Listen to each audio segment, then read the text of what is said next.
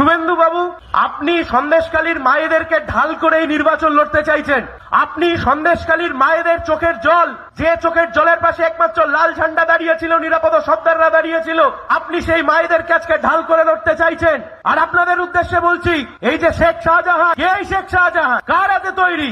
এই দেখুন ছবি, এই ছবি আজকে সাথে করে নিয়ে এসছি আপনাদের সামনে দেখাবো বলে।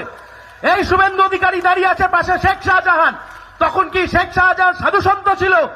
এই শেখ শাহজাহান তখন কোন কাজ করতো না?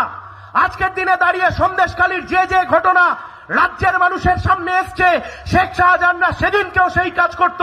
আর এই শুভেন্দু অধিকারীরা পিঠে হাত চাপড়ে বলতো, শাবাশ বেটা, আচ্ছা কাম কিয়া হো তুমনে। লজ্জা লাগে না আপনার? নিজের বাড়িতে মুখ দেখান কি করে? লজ্জা লাগে না? এই শেখ শাহজাহান শুভেন্দু অধিকারীদের হাতে তৈরি। এই শেখ শাহজাহানদেরকে শুভেন্দু অধিকারীরা হাতে করে তৈরি করেছে। আর